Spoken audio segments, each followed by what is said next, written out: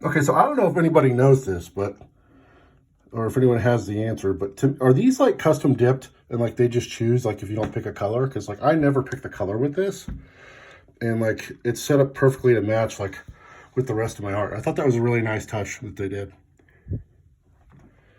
And then so players 3 and player 4, both of these are lined up straight on versus how they would come sideways normally. That is something you'd have to ask Dave for. And there's a couple of schools of thought on that. Like some people, I don't know, want more space and they want it to keep it, angled to where your body's at when you're going to be playing it. The problem is it doesn't really translate the same to the screen. Like for instance, if I was playing at this angle and I were to hit up, my character is going to go that way, right? So to me, it made more sense as I'm going to be playing things like if I do get, 4 people going, we'll play like Blitz or something where you're running on a field or like an NBA Jam variation. You want the character to go where you're hitting it. So I have these going straight on, and I think that's the way to do it. Another member of the group, I believe it was Jim Foster, brought it up that, for games where you're using 2 joysticks, if you have 2 people doing it, you can map them to each side. And if you have this one going off at an angle and this one straight up, that's really going to amp that up. So another good point. If those are the types of games you like, I would definitely go for the 3 and the 4 being straight on with the screen. Also, funny little note there. So when I told Dave that's what I wanted to do, he said, "Oh, really? I've never had anybody really ask that, but yeah, we can do it." And I thought that was kind of funny.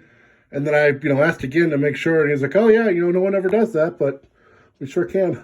If you see this and you think you're interested in that, please do it. I'd love that to be a norm and maybe hear back from him on that.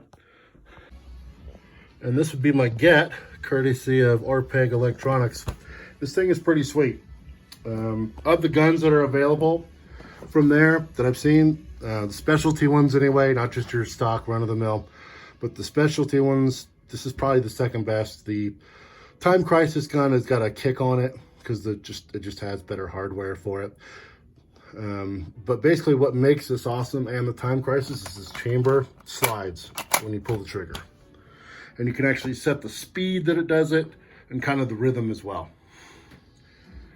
In addition to Gun for IR, and I'll probably do its own separate video because it's pretty special technology. I think it's, for a while, aim tracks has been the thing, and that's usually what you'll see in the order guide, at least the last time I saw it from Dave.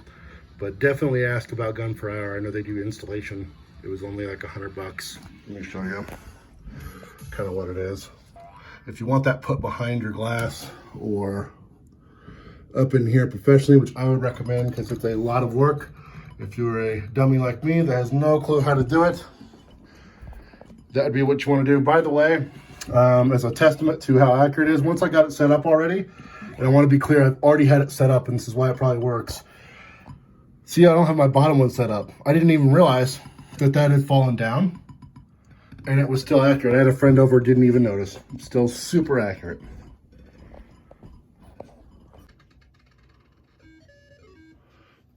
And we got to mention the Active Marquee. Definitely a must get with these machines. Just kind of scroll through here.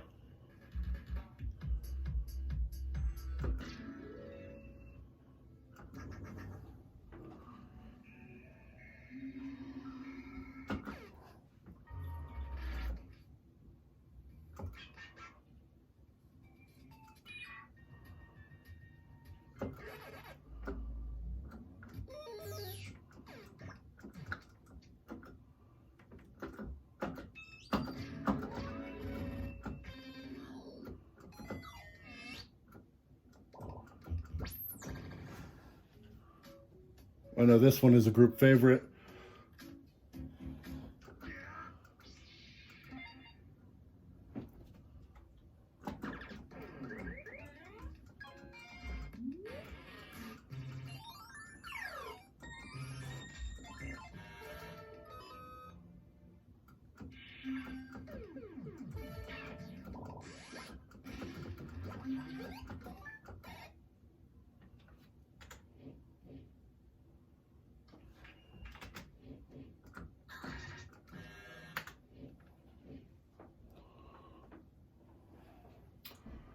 Ah, I know this is one of Larson's favorite. You think it took a lot of time and craftsmanship to be able to do this?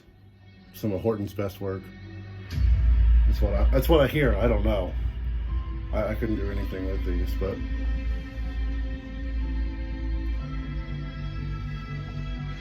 by the way, just this game is phenomenal. Like if you like the UMK3 combo style, which I love, it's my favorite thing about Mortal Kombat.